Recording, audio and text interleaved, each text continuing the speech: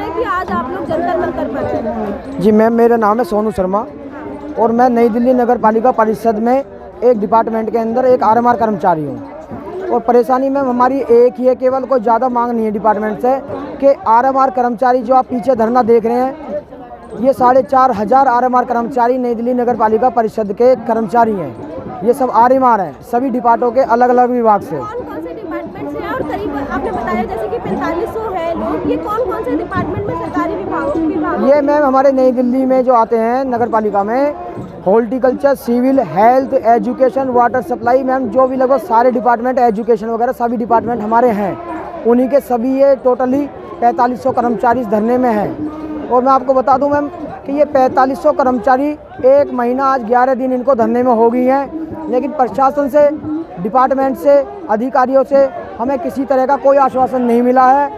और कोई भी कर्मचारी के बीच में अभी तक आके दो शब्द ये नहीं कहे हैं कि हम जल्द से जल्द आपका काम करेंगे या आपके ऑर्डर करा देंगे।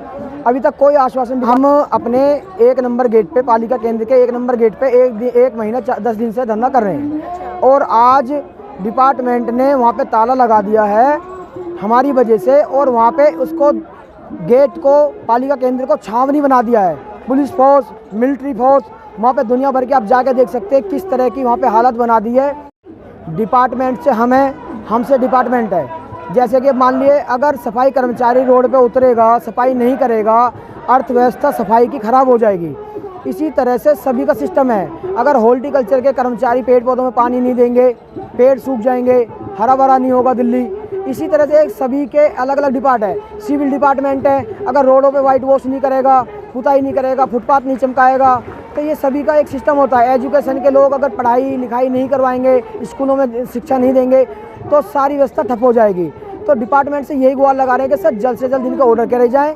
ये सभी कर्मचारी अपने इसी तरह से जैसे मेहनत लगन से कार्य कर रहे हैं, अपने साइडों पे जाके काम करें। इनका जो अधिकार है इन्हें जल्द से जल्द दे दिया जाए। कारण क्या है आपका और आपका डिपार्टमेंट क्या है? मैडम, मेरा नाम शिवेंद्र सिंह है और मैं फायर डिपार्टमेंट से हूँ।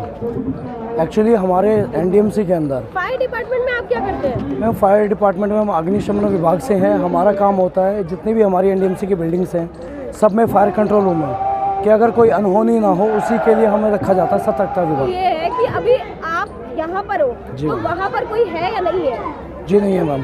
तो मान लो कि अगर सरकार को कोई इमरजेंसी आ जाती है फायर से रिलेटेड, तो सरकार कैसे उस चीज़ से निपटारा करेगी? मैम, ये तो सरकार जाने कैसे करेंगे वो। लेकिन आप तो एक इमरजेंसी ड्यूटी में आते हो, बिल्कुल। आप यहाँ पर धरने पर सरकार के अगेंस्ट ही जा रहे हो बिल्कुल। मैम, सबसे बड़ी चीज़ ये है, सरकारी जो कर्मचारी है और जो इमरजेंसी सर्विसेज आती हैं, सरकार का एक कानून है ASPA, वो अस्थायी कर्मचारियों पे लागू नहीं होता, परमानेंट कर्मचारियों पे लागू होता है जितनी इमरजेंसी सर्विसेज है।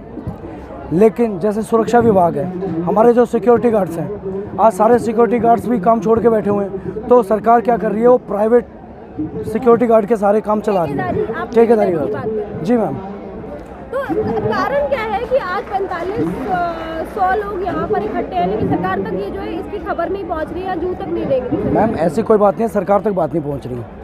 हमारे प्रधानमंत्री श्री नरेंद्र मोदी जी जहाँ कोरोना वॉरियर्स के पैर धोते हैं, और ये जो कोरोना वॉरियर्स है, हम सब ने कोरोना में ड्यूटी की हुई है, हम जितने भी हैं यहाँ पे, चाहे किसी भी डिपार्टमेंट से हैं। सबसे बड़ी चीज़ है कि उनके सामने ही, उनकी नाक के नीचे लुटियन जोन के अंदर कोरोना वॉरियर्स का अपमान किया जा रहा है।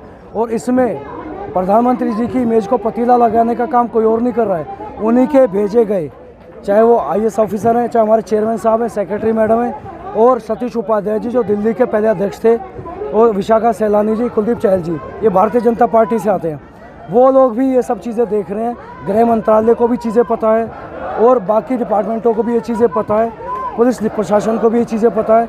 सब कोई भी कुछ करना ही नहीं चाहता। रीज़न सबसे बड़ा ये है कि हमारी जो सैलरी है बहुत कम है। हमारा कोई बड़ा मुद्दा नहीं था।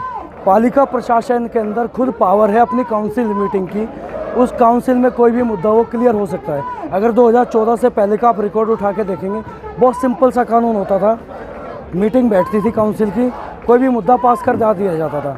2014 के बाद से जो फाइल इनको पास नहीं करनी होती, जो मुद्दा लटकाया जाना होता है, उसको MHA का नाम दे करके और भेज दिया जाता है होम मिनिस्ट्री में।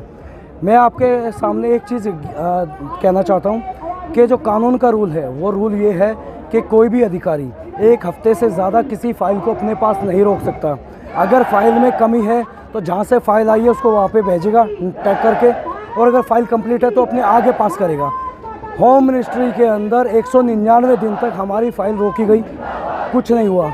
तो हमारा आपके सामने ये अनुरोध है कि जिस कर्मचारी ने 199 दिन तक फाइल रोकी, क्या उसको टर्मिनेट करने का अधिकार नहीं है? उसका टर्मिनेट होना चाहिए, नहीं होना चाहिए?